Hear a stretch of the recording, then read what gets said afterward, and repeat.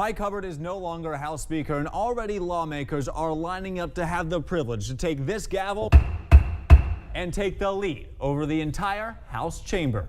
Well, this race has changed a lot over just the last few weeks. For perspective, well, this is what the race looked like just 2 days before the allegations of sexual misconduct broke, with Roy Moore with an 11-point lead. But since then, well, that lead has practically disappeared. Roy Moore is now at 47%. Doug Jones here at 45%, but that actually falls within the 2% margin of error we have here, meaning we're at a statistical tie right now. I mean, that is a huge issue when it comes to Alabama voters. I mean, we are more here in Alabama a pro-life state than it is even a more pro-Republican state. I mean, what a lot of people believe is that if Doug Jones is going to win this race, what he has to do is he has to win the more moderate conservatives, and especially the white suburban women in this race, because it all depends on exactly where the turnout is. If you see rural Alabama turn out a lot more than you see areas like Birmingham, Madison County, Montgomery, well, then you'll see Roy Moore win. But if you see the inverse of that, that's where you actually see Doug Jones end up on top. So a lot of things had to go in the right way for Doug Jones to win this race,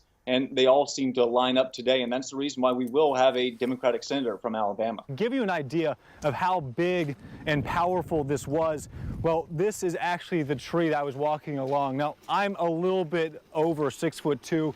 This has me by a good 1.5 feet. The big change will come when you head to the polls this primary season. You can still choose to vote Republican or Democrat, but whichever party you vote for in the primary, you'll have to vote for in the runoff, which means that if I was to decide to vote Republican, I could not vote in the Democratic runoff or vice versa. In fact, if you go back 25 years ago, well, a lot of the roads look pretty similar, but what has changed is the value of $1, which if you bring to current times, well, it only gets you about 58 cents in today's money. However, the NAACP may be in the minority here, as many of the top state officials are supportive of the Sessions pick, and that includes top state Democrats like Senate Minority Leader Quentin Ross and House Minority Leader Craig Ford. So far, we've seen not one, not two, but three state prison plan proposals. But the question is, will the third time really be the charm? So every item not taxed means less money for teachers or textbooks. 4 prisons for an $800 million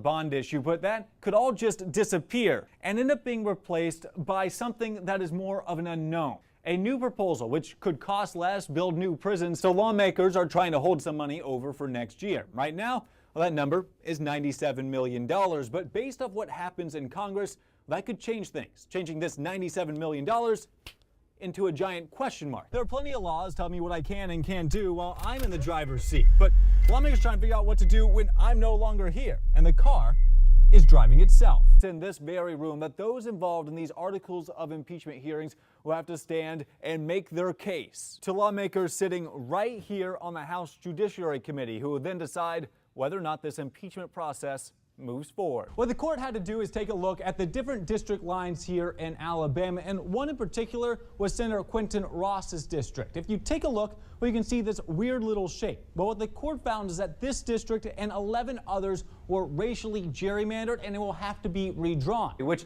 went from a map that looks like this one and was ruled unconstitutional to the one below. How these RCOs are supposed to work is basically split the state into different regions, allowing these different areas and local organizations to take care of the Medicaid patients there, giving them money per person on Medicaid. The idea is that these local organizations will provide better care than a statewide organization. But the problem is, what if those regional organizations aren't all that local? Now, all of this paperwork right here was meant just to deal with the process of articles of impeachment, but not the contents themselves. Reporting from Huntsville, I'm Michael Downer for WAFF 48 News. Reporting from Montgomery, I'm Michael Downer for WSFA 12 News. Reporting from Birmingham, I'm Michael Downer for WBRC Fox 6 News on your side.